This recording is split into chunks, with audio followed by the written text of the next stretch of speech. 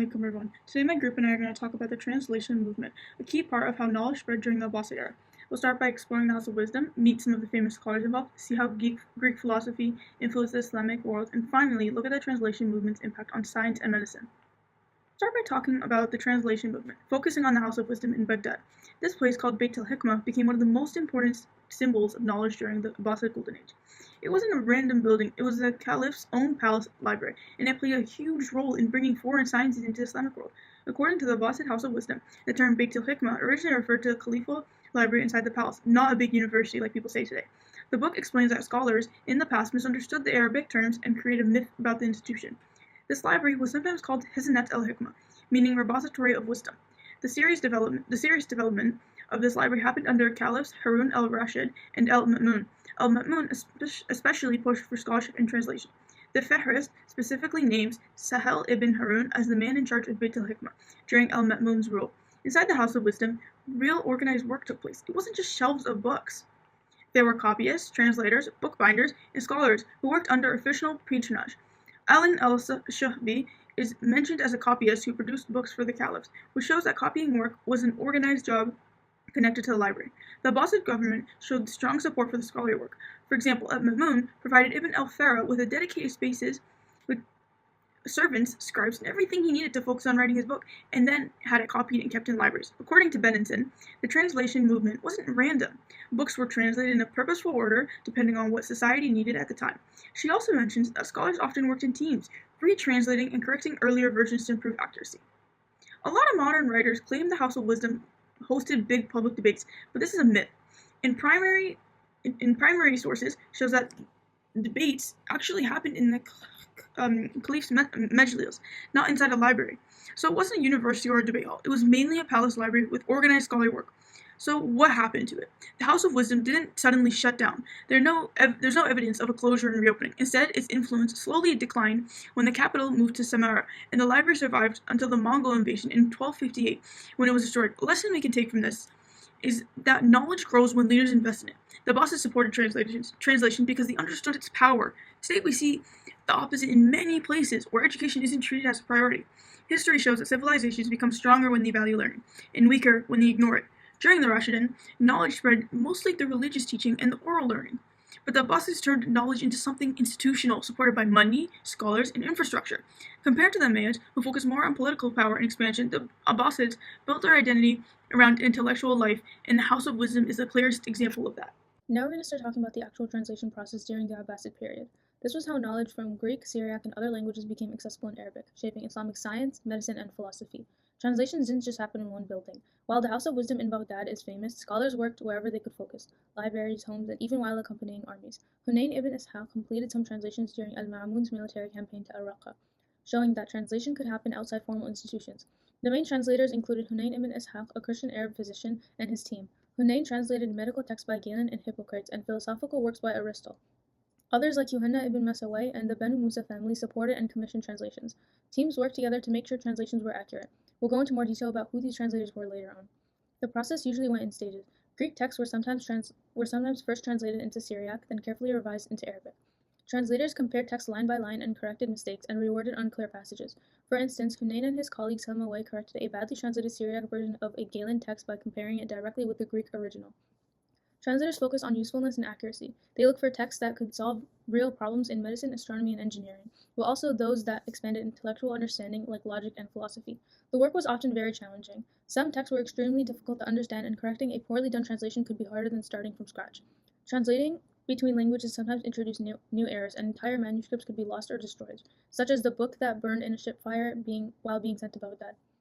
Over time, the process became more organized. Teams revised and improved texts, and eventually scholars began producing original works building on what they translated. We'll discuss later how it improved certain branches of science. Now, the lesson from all this is actually pretty relevant today.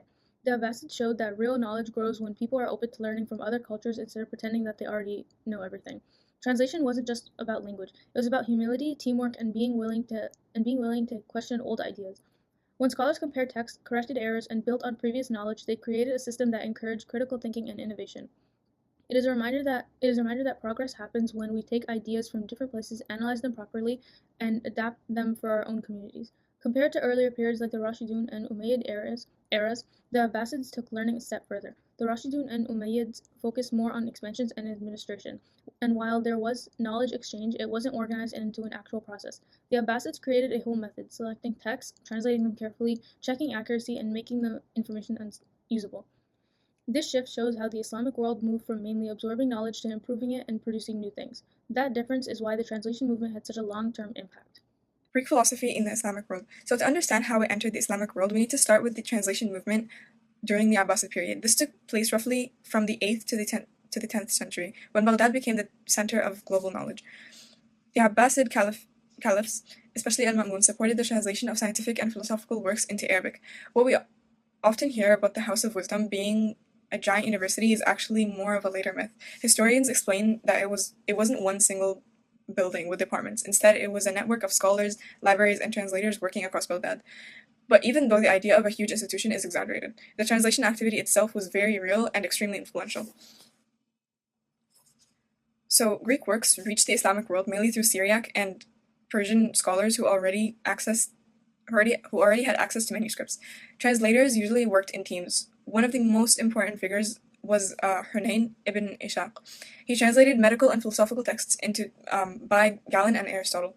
He often translated Greek works into Syriac first, then revised them into Arabic to make sure the meaning was precise.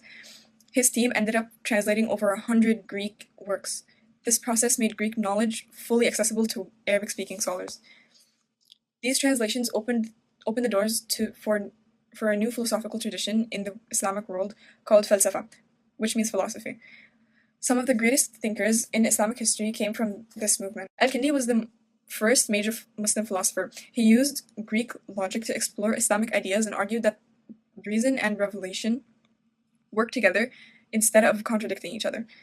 Al-Farabi built on Plato and Aristotle and wrote about political philosophy, especially the idea of the virtuous city. He used Greek logic to understand how societies function and what it means for a community to achieve happiness. But the most influential philosopher was Ibn Sina, or Avicenna. He didn't just translate Greek ideas, he transformed them. He created original theories like the argument of the necessary existence, which became one of the most famous proofs used in both Islamic and medieval European philosophy. His works on logic, metaphysics, and medicine were used for centuries in both the Islamic world and Europe. This shows that Muslims weren't just copying Greek ideas, they were analyzing them, correcting them, and expanding on them in new ways. Because of that, when Europe later translated Arabic works into Latin, they weren't getting the Greek originals. They were getting improved and updated versions shaped by centuries of Islamic scholarship. This helped spark the European Renaissance. A meaningful lesson we can take from this topic is that societies grow stronger when they are open to learning from others. Today, some communities worry that modern science or Western ideas might conflict with tradition. But the translation movement shows that engaging with outside knowledge doesn't weaken identity. It actually strengthens intellectual life when the knowledge is used wisely. Finally, this connects to earlier Islamic history. During the Rashidun Caliphate, Umar ibn Khattab adopted Persian and Byzantine administrative systems to govern the new empire. He didn't reject foreign ideas. He used what was beneficial and improved it with Islamic principles. The Abbasids did something familiar, but instead of administration, they focused on knowledge itself. Both periods show that Islamic civilization advanced the most when it combined outside knowledge with its own values. Today I'll be talking about some of the most important scholars in the Abbasid transitional movement. This was a massive project where scholars translated scientific, medical, and psychological works from Greek, Syriac, and other languages into Arabic. Their work basically created the foundation of Islamic science during the Abbasid Golden Age. So starting with Hussein ibn Ishaq, he was the most important translator of the Abbasid era. Hunayn was a Christian Arab physician who spent decades translating medical texts, especially the works of Galen.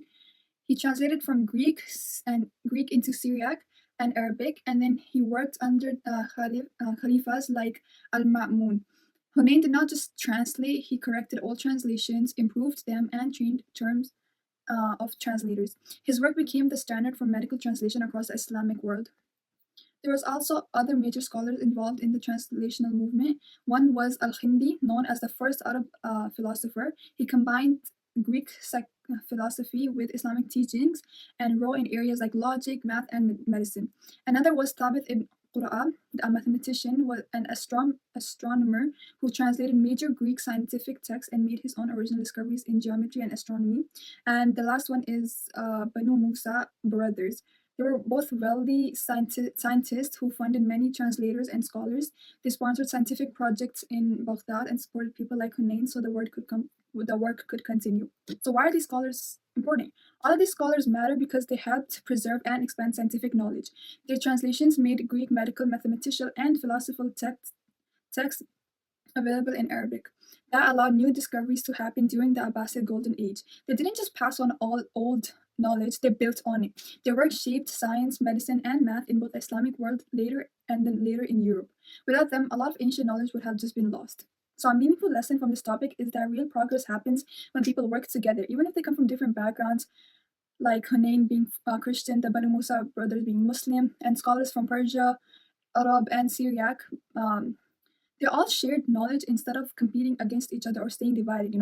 Today, when misinformation and division are common, it shows how important collaboration is for science, education, and even community work. Compared to Rashidun and Umayyads, the Abbasid invested much more into learning and scientific development. The earlier caliphates focused on expansion, leadership, and administration, where the Abbasids shifted toward supporting scholarship, translating books, and sponsoring scientists. This change in priorities is what made the transitional movement possible and allowed scholars like Hunayn al-Khindi and Thabit to do their work. Okay, so overall, these scholars played a huge role in preserving ancient knowledge and creating new scientific ideas. Their translations and discoveries shaped the Abbasid Golden Age and had an impact that lasted for centuries. How the translation movement changed science and medicine. The translation movement during the Abbasid period was a huge knowledge-sharing project. It began in the 8th mid-century when the Abbasids realized that if they wanted better administration, healthcare, and astronomy, they needed real scientific knowledge, not just opinions or tradition. The problem was most of that knowledge existed in other languages like Greek, Syriac, and Persian. So they started translating. The first subjects they focused on were mathematics, astronomy, and medicine. These areas were needed for everyday things like managing taxes, building irrigation systems, understanding the stars, and especially treating illnesses. It wasn't random. They translated books that were actually useful and practical for society. Medicine was a big priority. Caliphs wanted better doctors and hospitals, and people wanted real answers to problems like plague, smallpox, and cholera.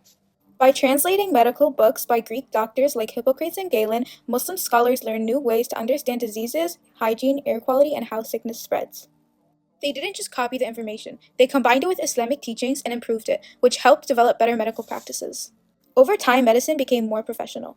Instead of simple home remedies passed down in families, hospitals began teaching medicine using translated books. Medical learning started looking more like real education with lectures, training, and teamwork. Scholars worked together in fields like optics, astronomy, and pharmacology, and that created an actual research culture. Now, one of the most important names during this time was Hunayn ibn Ishaq. He spoke Arabic, Syriac, and Greek, and he spent over 30 years translating medical books and managing teams of scholars. He was even sent to other countries to collect rare books. There were organized libraries called Khizinat al-Hikmah where the scholars could study, and the use of paper after the year 751 made books much cheaper to copy, so knowledge spread even faster. Eventually, Muslim scholars became so skilled that they didn't even need to depend on translations anymore. They began writing their own medical and scientific books, adding their own discoveries, especially in eye medicine and pharmacology. In the Rashidun and Umayyad periods, the focus was more on leadership, language, and administration, not really on science. But in the Abbasid period, science became a part of everyday culture and knowledge became available to more people, not just elites. The meaningful lesson here is simple. Knowledge grows when it is shared. Just like the Abbasids shared Greek, Persian, and Syriac knowledge, today scientists from different countries all over the world share medical research on cancer, mental health, and new treatments. Knowledge isn't meant to just stay in one language or one culture. It becomes stronger when it is shared. Thanks for listening.